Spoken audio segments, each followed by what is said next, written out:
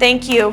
Kadi, I'm flipping you off with my flipping off tower. Stop talking about flipping people off. Stop it. It's rude. Kadi's so tightly wound up that she's losing her temper and overreacts with the kids that something's got to change. The first thing I wanted to look for was how Mum handles such a large brood of kids. Marley, can you go give Daniel his spelling test? It's turned upside down under his homework packet. Thank you. Marley, can you handle that while I go find Philip? It's really tough for Mum to deal with all these kids, so she needs Miley to be mini Mum to help her. Marley, can you let Aiden outside, please?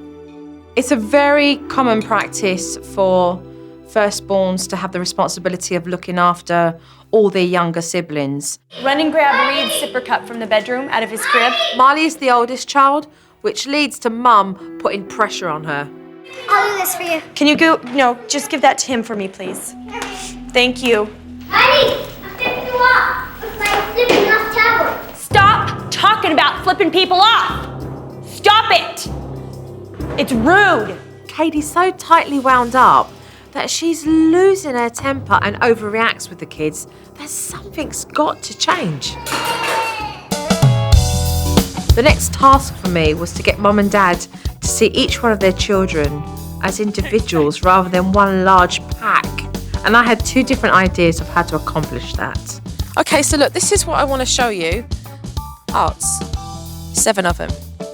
Each day I want you to write something very positive about each one. And then what you're going to do is you're going to give them their hearts at dinner time. Oh, cool. And so using the hearts every dinner time allows Mum to put a really nice, loving, positive message on that for each and every one of them. Okay, Ella, there's yours. And there's Reed's and Aiden and Philip. Thank you, Mom. It allows me to really say what I'm thinking and feeling and not being afraid to just put it out there. Chetson, you were very responsible today. Here says, Philip, you were very helpful today. Thank you. I love you, Mom. Because you were a good helper. I like the hearts because it makes us feel better about ourselves when our mom gives us good comments and stuff. Aiden, you are so fun to play on the swings with. And Reed says, Reed, I am so proud that you said lizard today. I love you, Mom. Yeah, that's a big deal for him to say things like that. To hear that on a daily basis is going to be so good for their hearts and their little souls. Where's 3 older ones? Can you come?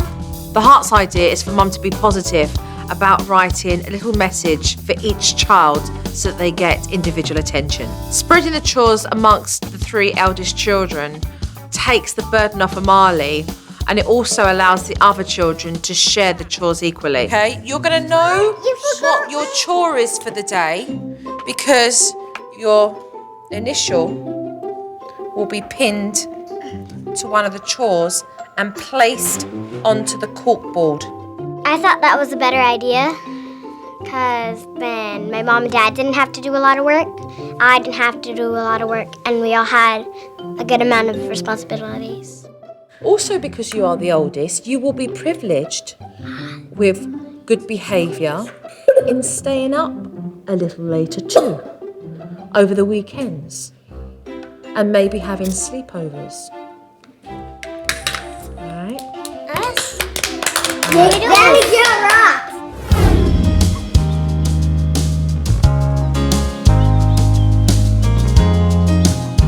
I find it absolutely bizarre that Kadi has been here for a year and hasn't even met any of her neighbours. And so I thought I'd venture outside her own doorstep and start to make some neighbour friends myself. These are your neighbours? Hi guys, nice to meet you all. Oh my gosh, I hold on to my old neighborhood and the way we had it so much so that I really fight against making friends here. This lady's been living here for a year and still hasn't met any other mothers. As you can see, these are all mothers. It really showed me that, you know, there is a community, and sometimes it just takes one person willing to step out of their comfort zone and say, hey, you know, let's be friends. That's so funny. Well, come on in and make yourself at home. So, Kadi, this is for you, mum to mum. Okay, this is all your mum's addresses and numbers in here. I gave Kadi a mum-to-mum book so she could place the mother's addresses and telephone numbers in there to be able to identify the name to the face so that she'll know who she's inviting round. I'm really glad that you've come this afternoon because it just really shows you that in a neighbourhood there are so many other mums who are out doing the same thing that you guys are. It is challenging when you're at home with your kids. You want to know that you can pick up the phone and say, hey, this is going on today. What's your advice? And to be able to support one another. And that really is crucial. Keep in touch with one another, ring one another, support one another. You're all women raising children. And even if you don't talk, I'll talk your ear off if you'll listen. So you can call me, and if you have nothing to say, I got plenty to say.